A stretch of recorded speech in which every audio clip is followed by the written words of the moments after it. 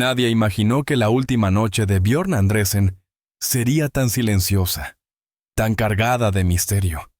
El mundo lo conoció como el chico más bello del mundo. Aquel adolescente de mirada enigmática que conquistó el cine con Muerte en Venecia.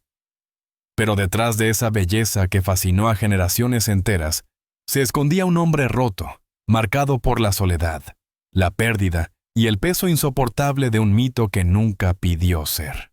Cuando la noticia de su muerte sacudió Europa a finales de octubre de 2025, el público no solo lamentó la partida de un actor, sino el fin de una historia que durante décadas había sido sinónimo de tragedia. ¿Qué ocurrió realmente en las horas finales de su vida? ¿Qué secretos guardaba aquel rostro que en otro tiempo fue símbolo de pureza y perfección? Esta es la historia que pocos se atrevieron a contar. La verdad no revelada sobre la noche final de Björn Andresen. Desde su infancia solitaria en Estocolmo, hasta el peso de una fama que lo condenó a vivir entre sombras. Reviviremos paso a paso el destino de un artista que fue amado, admirado y olvidado. Quédate hasta el final, porque esta historia no es solo un homenaje, sino una advertencia.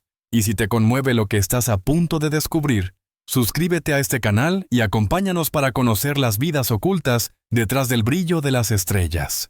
Björn Johan Andresen nació el 26 de enero de 1955 en Estocolmo, Suecia. Desde el primer momento, su vida parecía marcada por una belleza serena y una tristeza inexplicable. Como si el destino ya hubiera escrito en su rostro la melancolía que más tarde conmovería al mundo. Hijo de una joven artista llamada Barbro Elisabeth Andresen, creció sin conocer a su padre, cuya identidad nunca fue confirmada. Aquella ausencia paterna fue la primera sombra en su infancia. Su madre, frágil y atormentada, luchaba contra la depresión. Cuando Björn tenía apenas 10 años, ella se quitó la vida, dejándolo huérfano y devastado. El niño fue entonces criado por su abuela materna, una mujer severa, ambiciosa y convencida de que el pequeño tenía un destino excepcional. Fue ella quien lo llevó a academias de música, quien le enseñó a mantener la postura frente al público y sobre todo quien soñó con verlo triunfar. En su mirada no había ternura, sino expectativa. A pesar de su infancia marcada por la soledad, Björn poseía un talento natural. Estudió en la prestigiosa escuela de música Adolf Fredriksson en Estocolmo, donde demostró una voz dulce y un oído afinado. Los maestros lo describían como un niño reservado, sensible y casi etéreo, que parecía habitar un mundo propio. Le gustaba componer pequeñas melodías al piano, perderse entre libros de poesía y observar el cielo a través de la ventana durante horas. Su entorno lo veía como un ser diferente, demasiado bello para su edad, demasiado serio para un niño. Esa belleza, que muchos admiraban inocentemente, pronto se convertiría en su maldición. Un día cualquiera, en 1970, su abuela lo llevó a una prueba de casting, sin imaginar que aquella decisión cambiaría su vida para siempre. El director era nada menos que Luchino Visconti, uno de los grandes nombres del cine europeo, que buscaba a un adolescente para interpretar al enigmático Tadzio en su próxima película. Muerte en Venecia, adaptación de la novela de Thomas Mann. Björn llegó al casting sin entender la magnitud del momento. Se sentó frente a Visconti con una timidez que contrastaba con la intensidad de su mirada. El director lo observó en silencio durante unos segundos y murmuró: «Louis, es él». En ese instante, la infancia de Björn terminó. El sueño de su abuela se cumplía, pero el niño inocente que había sido empezaba a desvanecerse. Con solo 15 años, Björn fue llevado a Venecia para rodar la película que lo convertiría en leyenda. No conocía el peso de las cámaras, ni la fascinación que su rostro provocaría en el mundo adulto. Mientras las luces del set lo envolvían, el joven no sabía que estaba abriendo una puerta que nunca podría cerrar. Aquel rodaje fue para él una mezcla de descubrimiento y desconcierto. Los periodistas se agolpaban para fotografiarlo. Las actrices lo elogiaban como si fuera una aparición divina. Pero detrás de cada sonrisa había un temblor. El de un niño que no entendía por qué todos lo miraban como si fuera un cuadro de museo. El estreno de Muerte en Venecia Lo encontró convertido en ídolo sin haberlo deseado. Los críticos lo bautizaron como el ángel de la belleza. Los fans enviaban cartas de amor desde todos los rincones de Europa y Asia. Sin embargo, en el fondo de su corazón, Björn sentía un vacío. La fama llegó demasiado rápido, y la infancia, ese refugio donde aún quedaban restos de inocencia, había desaparecido sin dejar rastro. Años más tarde, él mismo diría con voz temblorosa: «Nunca tuve una adolescencia. Un día era un niño, y al siguiente, un símbolo que no comprendía». Así comenzó la historia de Björn Andresen, el niño que se convirtió en mito, el rostro que conmovió a generaciones, pero también el alma que empezó a fragmentarse bajo el peso de una belleza que nunca pidió poseer. El estreno de Muerte en Venecia en 1971 fue más que un acontecimiento cinematográfico. Fue un fenómeno cultural. En los cines de Roma, París, Madrid y Tokio, el público quedó hipnotizado por aquel adolescente de rostro perfecto, de mirada melancólica que parecía venir de otro mundo. Björn Andresen, con apenas 16 años, se convirtió en un mito viviente. Los críticos lo llamaron el chico más bello del mundo, una frase que lo acompañaría toda su vida como una bendición y una condena. La prensa europea no tardó en convertirlo en símbolo de una belleza inalcanzable. Revistas como Vogue Italia, Paris Match o Fotogramas dedicaron portadas enteras a su figura. En España, el diario ABC publicó un artículo titulado Björn Andresen, el ángel que vino del norte, describiéndolo como una criatura de luz en un mundo de sombras. Su rostro adornaba pósters, postales y revistas que circulaban por toda Europa. Su nombre estaba en boca de todos, incluso de quienes no habían visto la película. Los directores lo buscaban, las marcas lo querían, las fans le escribían miles de cartas. En Japón se convirtió en un verdadero fenómeno. La prensa japonesa lo adoraba, lo invitaban a programas de televisión, lo hacían posar para campañas de moda y hasta grabó canciones en japonés. En ese país, su imagen inspiró el arquetipo del joven bello y melancólico, que luego influenciaría incluso el manga y el anime. Pero en medio de ese torbellino de fama, Björn seguía siendo un muchacho inseguro, confundido, que no entendía el alcance de la obsesión mundial por su figura. Los periodistas le preguntaban sobre el amor, la belleza, la muerte. Él respondía con timidez, sin saber que cada palabra suya se volvería titular. «No soy un ángel», decía a veces. «Solo soy un chico de Estocolmo que quiere volver a tocar el piano». Aún así, su presencia ante las cámaras era hipnótica. Cada fotografía suya parecía capturar algo inacible. La inocencia, el deseo, la fragilidad.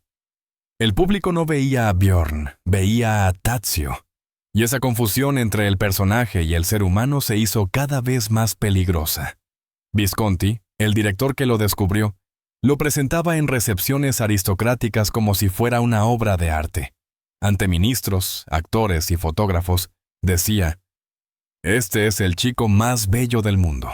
Björn, vestido con un traje blanco, permanecía inmóvil, sonriendo con incomodidad. Detrás de las luces, su mirada se apagaba poco a poco. Aquella frase, repetida 1000 veces, empezó a devorarlo. Ya no era Björn, era un símbolo, un objeto de contemplación. Sin embargo, el mundo seguía fascinándose con él. En España, los cines proyectaban Muerte en Venecia durante meses, y jóvenes espectadores escribían en los periódicos locales describiendo a Tadzio como la belleza hecha carne. En Latinoamérica, las revistas de cultura lo presentaban como el Adonis nórdico, y en México incluso se organizaban concursos de belleza masculina inspirados en su figura. Era la cara de una generación que soñaba con la perfección. Durante un tiempo, Björn creyó que podía adaptarse. Aceptó algunos papeles en cine y televisión suecos, grabó discos, participó en sesiones fotográficas. Pero pronto comprendió que nadie quería ver al actor, sino al mito. Cada vez que se miraba en un espejo o en las páginas de una revista, se veía prisionero de una imagen que no le pertenecía. Los años de fama le dieron dinero, viajes, reconocimiento, pero también un vacío que no supo llenar. En los rodajes se sentía solo. Entre los aplausos, escuchaba un silencio que lo perseguía. A veces, confesaba a los periodistas más cercanos: no sé quién soy cuando las cámaras se apagan.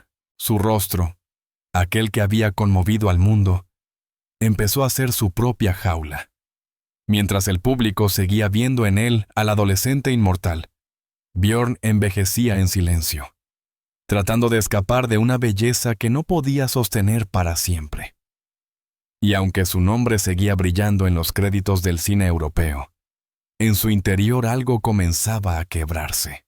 El niño prodigio que un día había maravillado al mundo se encontraba ante el espejo, intentando reconocer al hombre en que se había convertido.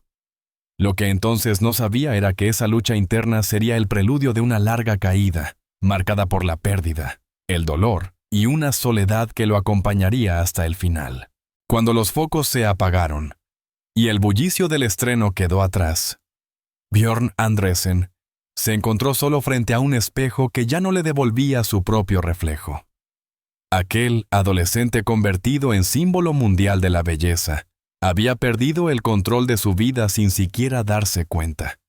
La fama lo había transformado en una imagen, y la imagen en una prisión. Los productores lo querían joven para siempre. Los fotógrafos exigían el mismo rostro angelical. Las revistas buscaban el mito, no al hombre. «Eres demasiado bello para cambiar», le decían, como si envejecer fuera un pecado. Pero el tiempo, implacable, avanzaba sobre él, y cada año que pasaba era una nueva herida. Björn no sabía cómo manejar el peso de ser el chico más bello del mundo. A los 17 años, ya no podía caminar por las calles de Estocolmo sin que lo señalaran o le pidieran autógrafos. Las personas lo miraban con admiración, pero nadie lo veía de verdad.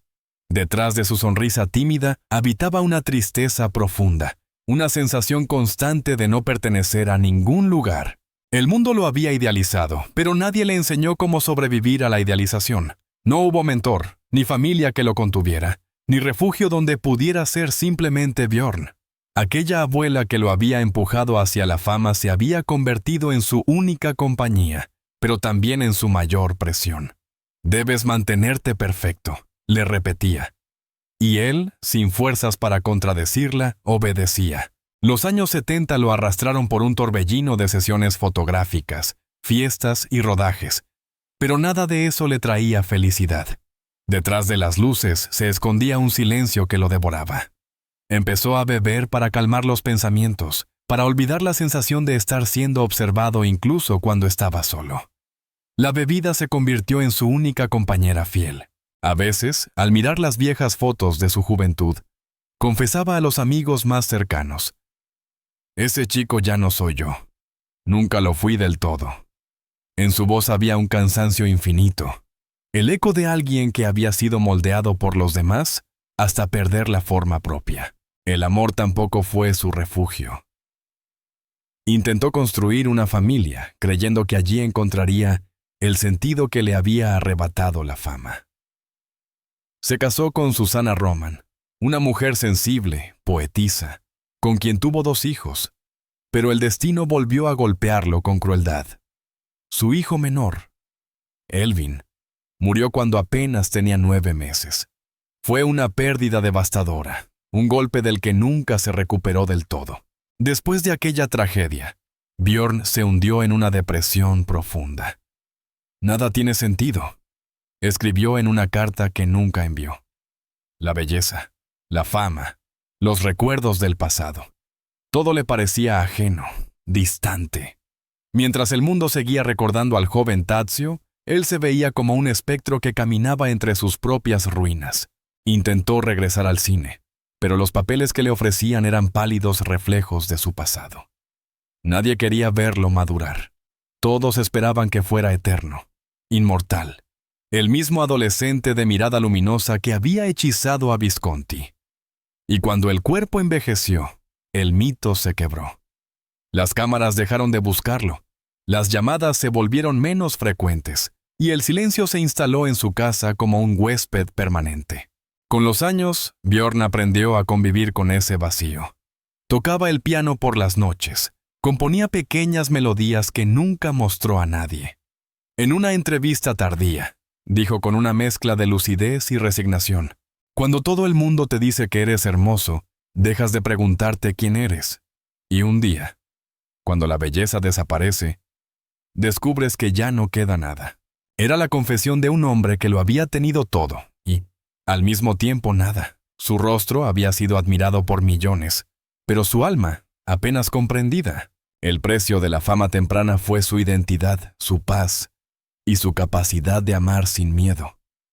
Cada aplauso que recibió en su juventud resonó después como un eco doloroso en su vejez. Así, mientras el mundo seguía recordando al chico más bello del mundo, Björn Andresen se fue desvaneciendo lentamente en la sombra. Su historia se convirtió en un recordatorio de que el brillo más intenso puede ser también el más destructivo, y que detrás de cada ídolo existe un ser humano frágil, hecho de heridas invisibles. El 25 de octubre de 2025, Estocolmo amaneció gris. Afuera llovía, y el viento arrastraba las hojas secas por las calles desiertas. En un pequeño apartamento del barrio de Södermalm, las luces permanecían encendidas, pero nadie respondía al timbre. Dentro, el tiempo se había detenido. Björn Andresen, el hombre que una vez fue llamado el chico más bello del mundo, yacía en silencio. Como si por fin hubiera encontrado descanso tras 70 años de lucha contra su propio mito. La noticia de su muerte recorrió Europa con la velocidad de un suspiro. Los titulares hablaban de la despedida de un ícono, la tragedia de un ángel caído, pero detrás de las palabras quedaba un hecho triste e innegable. Björn murió solo.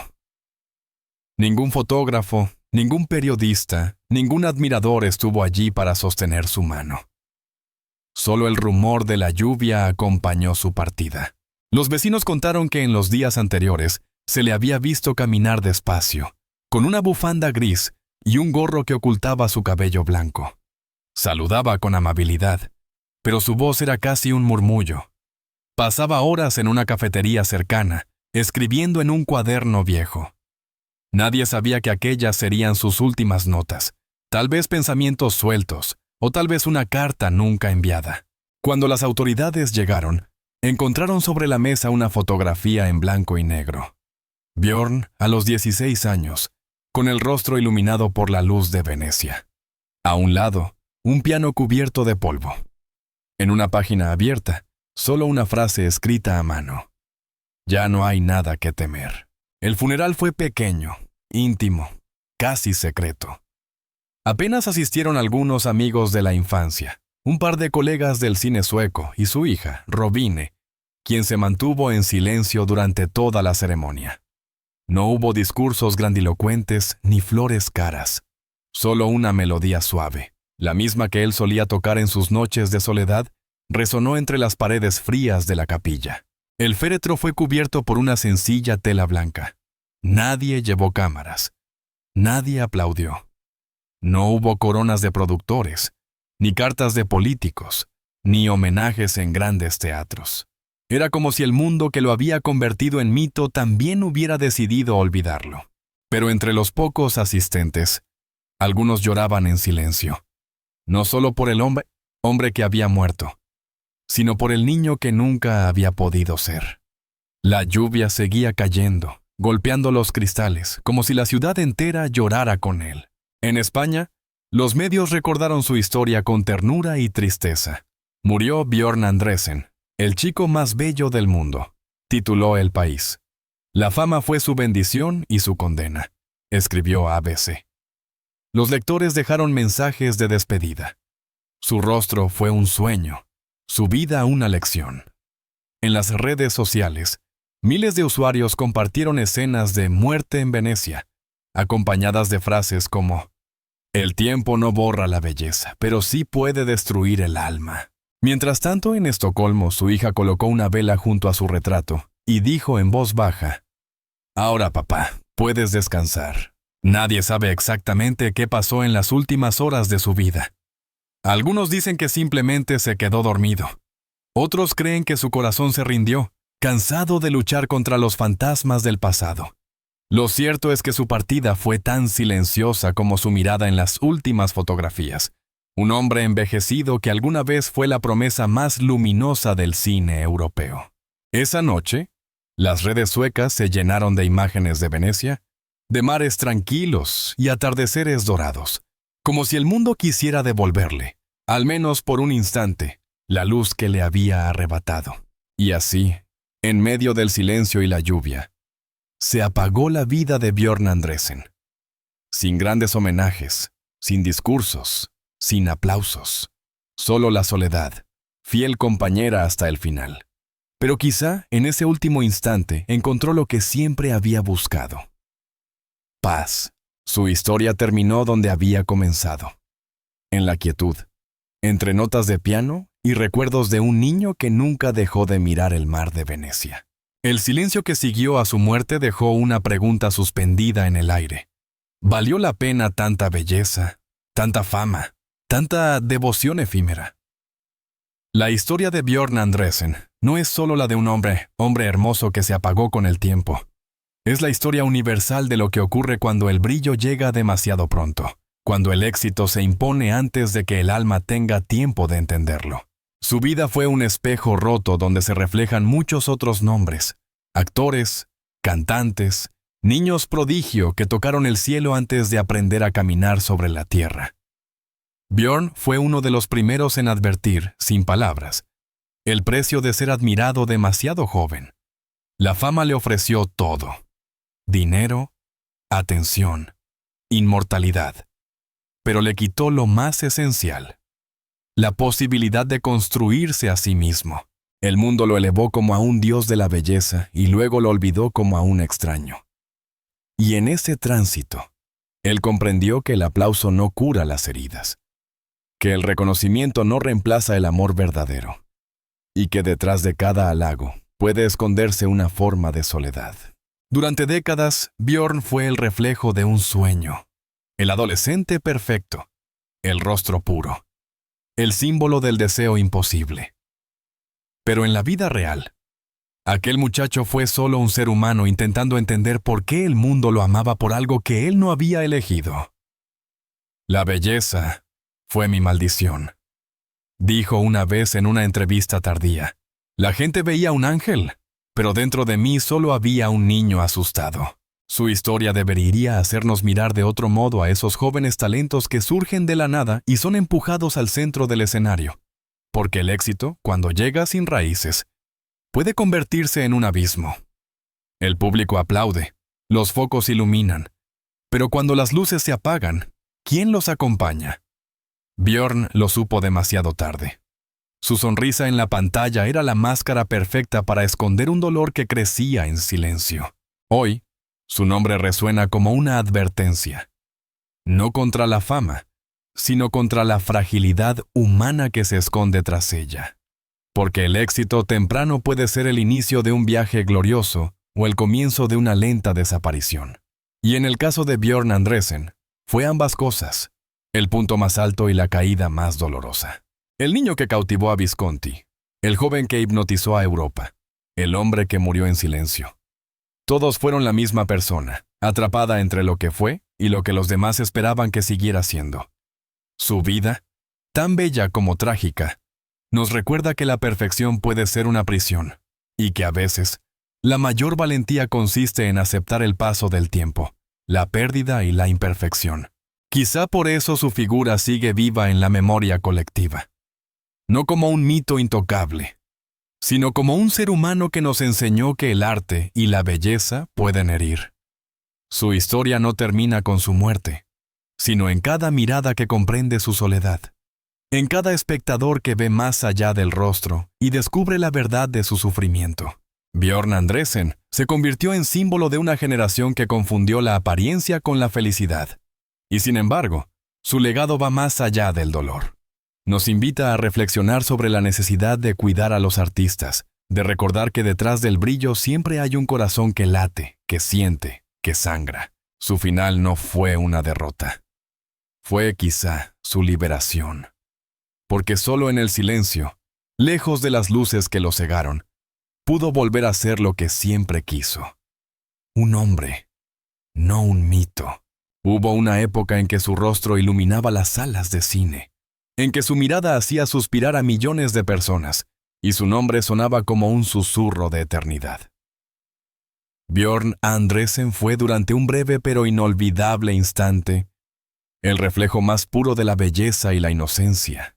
En aquellos años dorados, el mundo lo observaba como si el tiempo se hubiera detenido en su sonrisa.